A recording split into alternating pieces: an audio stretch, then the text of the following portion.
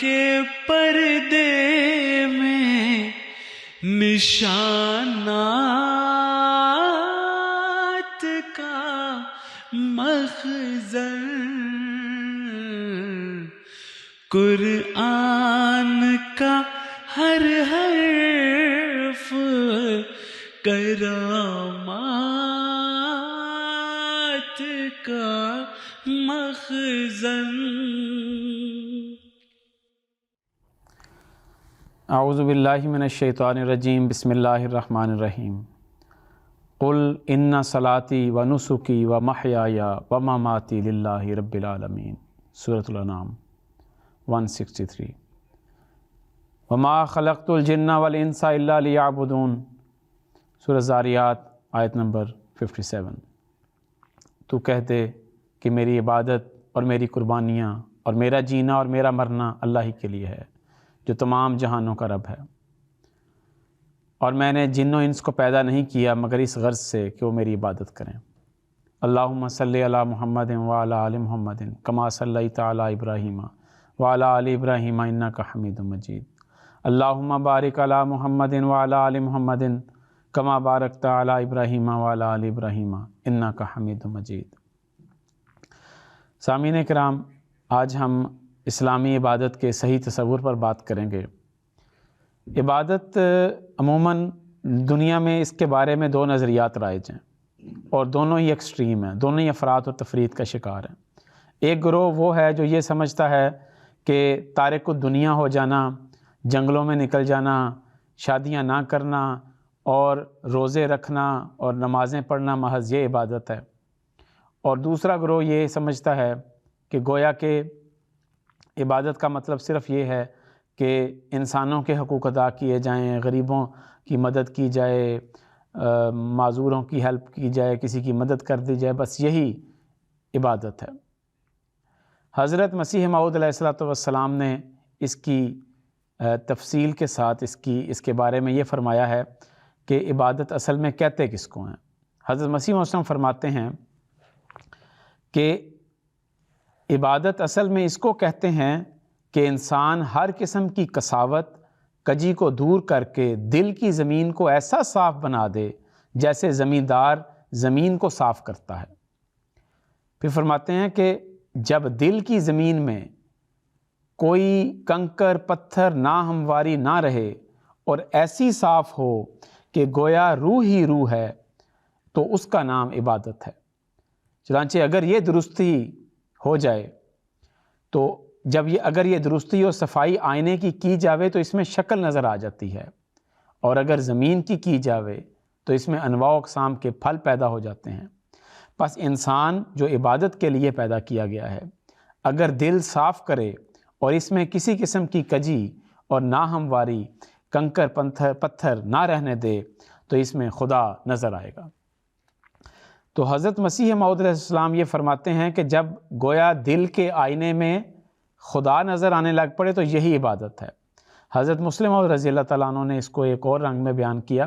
اسی کی تفصیل حضور کے الفاظ میں یہ اس طرح ہے کہ حضرت مسلم موعود رضی اللہ عنہ فرماتے ہیں کہ عبادت چند ظاہری حرکات کا نام نہیں ہے، بلکہ ان تمام ظاہری اور باطنی کوششوں کا نام ہے جو انسانوں کو اللہ تعالیٰ کی صفات کا مظہر بنا دیتی ہیں۔ پھر آپ فرماتے ہیں کہ کیونکہ عبد کے معنی اصل میں کسی کے نقش کو قبول کرنے اور پورے طور پر اس کے منشا کے ماتحت چلنے کے ہوتے ہیں۔ پھر حضرت مسلم اور رضی اللہ تعالیٰ عنہ نے فرمایا کہ عبادت اللہ تعالیٰ کی صفات کو سامنے رکھنے اور ان کا نقش اپنے ذہن پر جمانے کا نام ہے۔ اسی مضمون کی طرف ایک حدیث میں اس طرح اشارہ کیا گیا ہے کہ حضرت صلی اللہ علیہ وسلم سے ایک شخص نے سوال کیا کہ یا رسول اللہ صلی اللہ علیہ وسلم مل احسان ہو، کامل عبادت کیا ہے؟ تو آپ نے فرمایا کہ ان تعبد اللہ کأنک تراہ، کہ تم اللہ کی عبادت ایسے کرو گویا تم اللہ تعالیٰ کو دیکھ رہے ہو۔ گویا معنوی طور پر وہ اپنی تمام صفات کے ساتھ تمہارے سامنے کھڑا ہو جائے۔ تو دیکھیں، عبادت جو اسلامی نظریہ ہے وہ یہ ہے کہ انسان جو کام بھی کرے وہ خدا کی خاطر کرے اور اس کا دل اتنا صاف اور شفاف ہو جائے کہ گویا کہ اس میں خدا نظر آنے لگ پڑے. اور جب اس حد تک وہ پہنچے گا تو اس کے بارے میں حدیث میں ذکر آتا ہے کہ ایسا شخص پھر بہترین انسان ہے. چنانچہ حدیث میں آتا ہے کہ ہاں حضرت صلی اللہ علیہ وسلم نے فرمایا کہ صحابہ کو مخاطب کر کے فرمایا کہ کیا میں تمہیں بہترین لوگوں کے بارے میں نہ بتاؤں؟ انہوں نے کہا بلا یا رسول اللہ، کیوں نہیں یا رسول اللہ، ہمیں بتائیں آپ. تو آن صلی اللہ علیہ وسلم نے فرمایا کہ تم میں سے بہترین وہ لوگ ہیں کہ جن کو جب دیکھا جائے تو ان کو دیکھ کر اللہ تعالیٰ یاد آ جائے. تو گویا چلتے پھرتے وہ خدا کا ذکر کرنے والے اور ایسے لوگ ہیں جن میں خدا کی صفات نظر آتی، جو اپنے دل کے شیشے کو اس قدر صاف کرتے ہیں کہ خدا تعالیٰ ان کے دل کے شیشے میں جلوہ گر ہو جاتا ہے، ان میں خدا تعالیٰ کے نقوش پیدا ہو جائیں. جیسا کہ حضرت مسلم رضی اللہ عنہ نے فرمایا کہ عبادت کا مطلب ہے نقش پیدا کرنا. تو گویا کس کے نقش پیدا کرنا؟ خدا تعالیٰ کی ذات کے، خدا تعالیٰ کی صفات کے نقش پیدا کرنا. تو جب انسان اس حد تک پہنچتا ہے تو پھر وہ اس حدیث قدسی کا مصداق بن جاتا ہے جس میں اللہ تعالیٰ فرماتا ہے کہ میرا بندہ نوافل کے ذریعے میرے قریب ہوتا جاتا ہے یہاں تک کہ میں اس سے محبت کرنے لگتا ہوں، اور جب میں اس سے محبت کرنے لگ جاتا ہوں تو میں اس کے کان بن جاتا ہوں جس سے وہ سنتا ہے، میں اس کی آنکھیں بن جاتا ہوں جس سے وہ دیکھتا ہے، میں اس کے ہاتھ بن جاتا ہوں جس سے وہ پکڑتا ہے، اور میں اس کے پاؤں بن جاتا ہوں جس سے وہ چلتا ہے. تو یہ وہ مقام ہے جو صحیح عبادت کا مقام ہے، جس کے بارے میں حضرت صلی اللہ علیہ وسلم نے ہماری رہنمائی فرمائی ہے. اور پھر اس حوالے سے ایک اور جو حدیث ہے وہ بھی اسی مضمون کو لے کے آگے چلتی ہے کہ ہم نے اللہ تعالیٰ کی صفات پیدا کرنی ہے تو تب ہم جا کے خدا تعالیٰ کی صفات کے مظہر بنیں گے. چنانچہ فرمایا تخلقوا باخلاق اللہ ہے کہ اللہ کے اخلاق پیدا کرو. تو گویا اسلامی عبادت کا حقیقی تصور یہ ہرگز نہیں ہے جیسے باقی لوگ یہ سمجھتے ہیں کہ جنگلوں میں چلے جانا، تارک الدنیا ہو جانا. نہ تو یہ حقیقی تصور ہے، نہ ہی یہ حقیقی تصور ہے کہ صرف انسانوں کے ساتھ حسن سلوک کیا جائے اور حقوق اللہ بھی چھوڑ دیے جائیں اور صرف حقوق العباد کی طرف توجہ کی جائے. تو یہ بھی ہرگز نہیں، ہرگز اسلام کا مقصد نہیں ہے. حضرت مسیح موعود علیہ السلام نے اپنی کتابوں میں، اپنے ملفوظات میں بکثرت اس بات کی طرف توجہ دلائی ہے کہ دو حصوں پر عمل کرنا عبادت کہلاتا ہے. نمبر 1 حقوق اللہ اور نمبر 2 حقوق العباد. تو آپ نے اس حوالے سے فرمایا کہ شریعت کے 2 ہی بڑے حصے اور پہلو ہیں جن کی حفاظت انسان کو ضروری ہے، ایک حق اللہ اور دوسرے حق العباد. پھر آپ فرماتے ہیں سننے میں تو یہ 2 فکرے ہی ہیں، سننے میں تو یہ 2 ہی فکرے ہیں، لیکن عمل کرنے میں بہت ہی مشکل ہیں. حقوق اللہ کیا چیز ہے اور کیسے ادا ہونے چاہیے؟ اس حوالے سے اس میں کوئی شک نہیں کہ اسلامی عبادات، نماز، روزہ، زکوٰۃ، حج، یہ سب حقوق اللہ ہیں، اور جب انسان ان کو حقیقت کے ساتھ سمجھتے ہوئے ادا کرتا ہے تو وہ گویا اللہ تعالیٰ کے حقوق ادا کر رہا ہے، شکر ادا کر رہا ہے اللہ تعالیٰ کا. اور لیکن اس میں سے سب سے بڑھ کر ایک چیز ہے، وہ یہ کہ جو بھی ہو جائے، جیسے بھی حالات پیدا ہوں، کبھی بھی خدا تعالیٰ کا دامن ہاتھ سے نہیں چھوڑنا، خدا تعالیٰ کا دروازہ نہیں چھوڑنا. ہر کام میں خدا کی رضامندی کو سامنے رکھنا ہے. مجھے وہ ایک حکایت مثنوی رومی کی یاد ہے کہ جس میں نواب عماد الملک والی ایک ان کے بارے میں ملتا ہے. کہتے ہیں کہ نواب عماد الملک جو تھے وہ ایک نہایت سخی شخص تھے.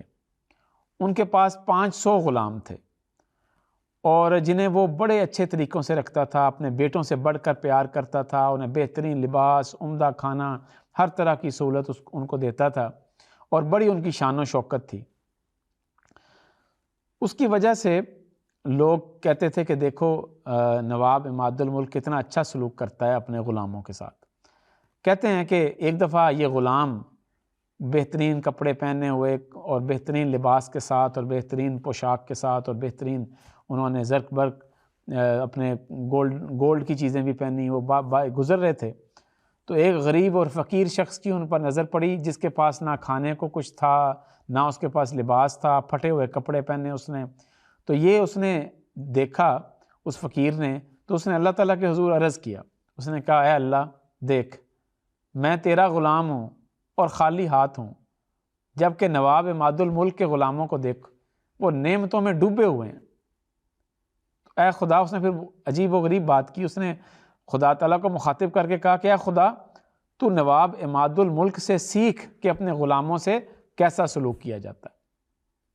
کہتے ہیں کہ کچھ عرصے کے بعد نواب عماد الملک کے زوال کے دن شروع ہو گئے، بادشاہ ناراض ہو گیا، اس نے نواب عماد الملک کو بھی قید کر لیا اور اس کے تمام غلاموں کو بھی قید کر لیا، اور بادشاہ کو یہ خبر ملی تھی کہ نواب عماد الملک نے خزانہ چھپایا ہے جو وہ مجھے بتا نہیں رہا۔ اس نے سارے غلاموں کو قید کیا اور سارے غلاموں کو اس نے سخت ترین تکالیف دینی شروع کر دیں، اس شدید اذیتیں دیں، اس نے کوڑے مارے، ان کو الٹا لٹکایا، ان کی ہڈیاں تک توڑی گئیں، سب وہ تکلیفیں برداشت کرتے رہے، اور ہر ایک سے بادشاہ یہی پوچھتا تھا کہ بتاؤ وہ خزانہ کدھر ہے۔ کہتے ہیں کہ 500 غلام جو تھے ان سب کو پتہ تھا کہ خزانہ کس جگہ پہ ہے، لیکن کسی ایک نے بھی اس موقع پر یہ نہیں بتایا کہ خزانہ کس جگہ پہ ہے۔ تو اللہ تعالیٰ نے اس فقیر کو یہ حقیقت دکھائی اور پھر آواز دی کہ دیکھو اگر بندگی سیکھنی ہے، اگر تم نے یہ سیکھنا کہ عبد کس کو کہتے ہیں، تو ان غلاموں سے سیکھو کہ جو ہزاروں تکلیفیں برداشت کر کے بھی اپنے مالک سے وفاداری نہیں چھوڑتے۔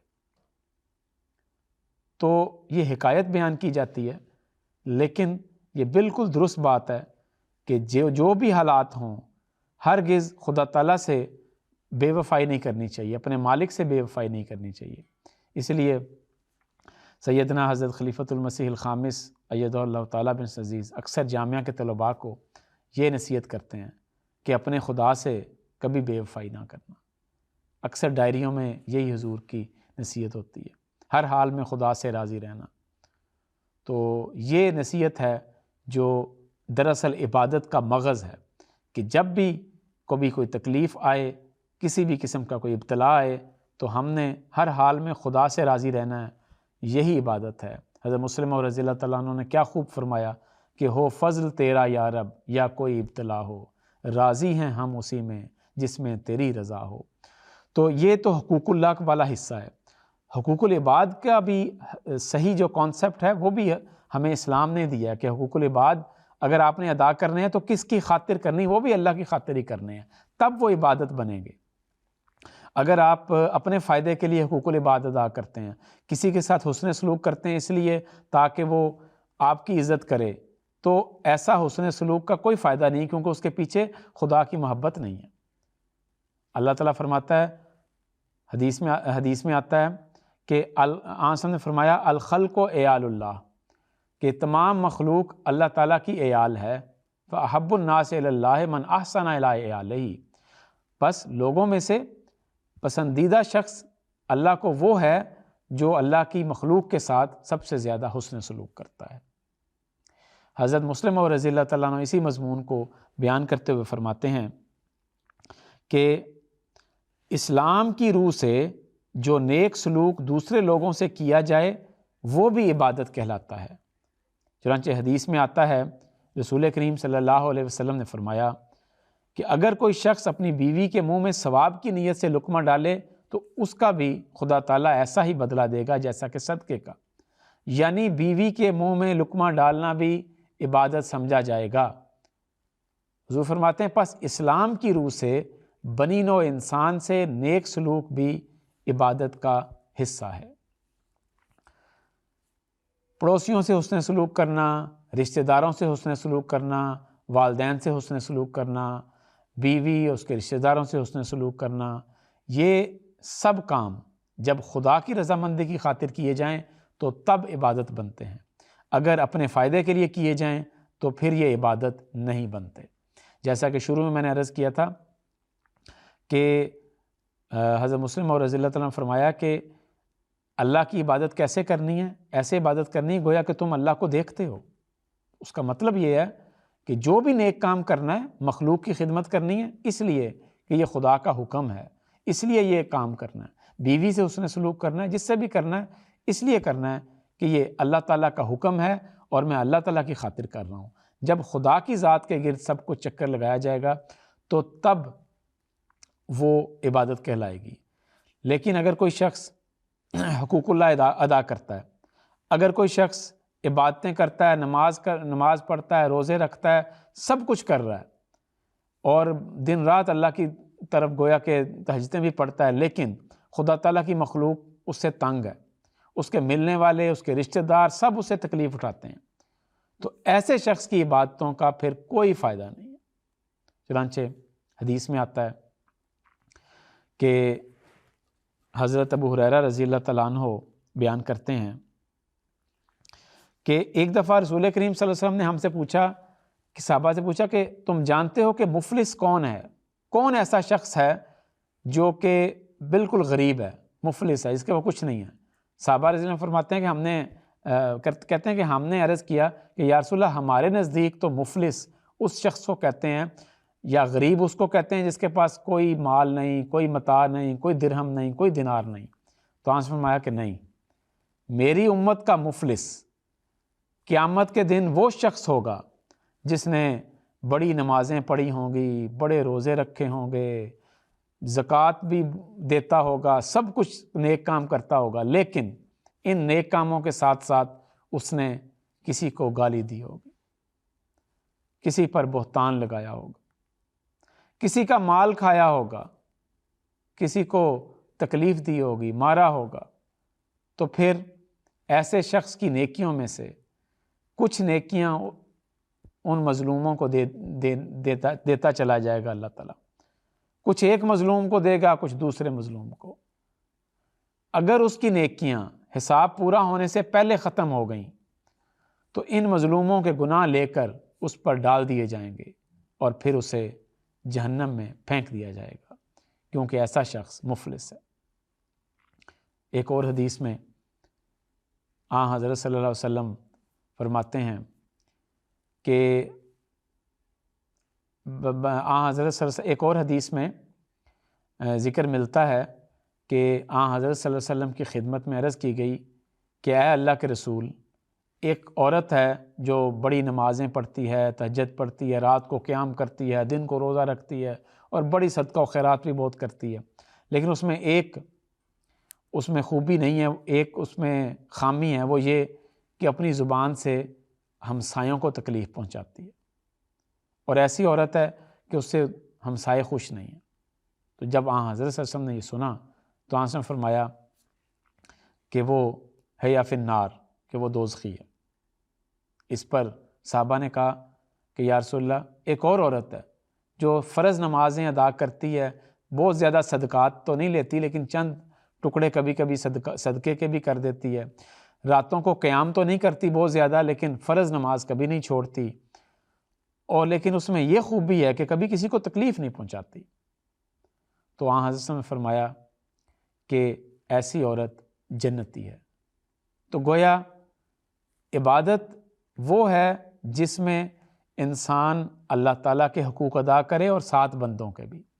اگر وہ اس میں بیلنس قائم کر سکتا ہے، اگر وہ اس میں توازن رکھ سکتا ہے تو وہی کامل عبادت گزار ہے۔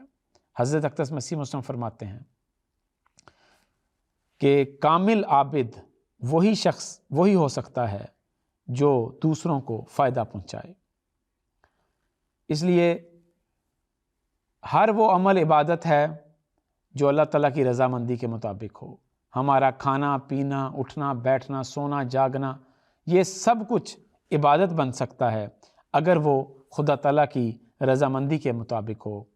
جو شروع میں نے آیت پڑھی تھی جس میں اللہ تعالیٰ فرماتا ہے کہ اے محمد صلی اللہ علیہ وسلم اعلان کر دے، ان صلاتی و نسکی و محیای و مماتی للہ رب العالمین، کہہ دے کہ میری عبادتیں، میری قربانیاں، میری زندگی، میرا مرنا، سب کچھ اللہ کے لیے ہے جو رب العالمین ہے۔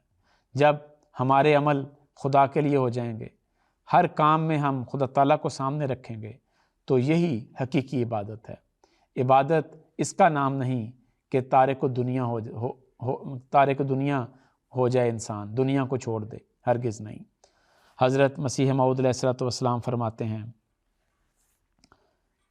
میں یہ نہیں کہتا کہ تم دنیا کے کاروبار چھوڑ دو، بیوی بچوں سے الگ ہو کر کسی جنگل یا پہاڑ میں جا بیٹھو، اسلام اس کو جائز نہیں رکھتا، اور رہبانیت اسلام کا منشا نہیں۔ اسلام تو انسان کو چست، ہوشیار اور مستعد بنانا چاہتا ہے، اس لیے میں تو کہتا ہوں کہ تم اپنے کاروبار کو جد و جہد سے کرو۔ حدیث میں آیا ہے کہ جس کے پاس زمین ہو وہ اس کا تردد نہ کرے تو اس سے مواخذہ ہوگا۔ پس اگر کوئی اس سے یہ مراد لے کہ دنیا کے کاروبار سے الگ ہو جائے، وہ غلطی کرتا ہے۔ نہیں، اصل بات یہ ہے کہ یہ سب کاروبار جو تم کرتے ہو اس میں دیکھ لو کہ خدا تعالیٰ کی رضا مقصود ہو، اور اس کے ارادے سے باہر نکل کر اپنی اغراض اور جذبات کو مقدم نہ کرنا، گویا دل با یار اور دست با کار، یہ والی کیفیت ہونی چاہیے۔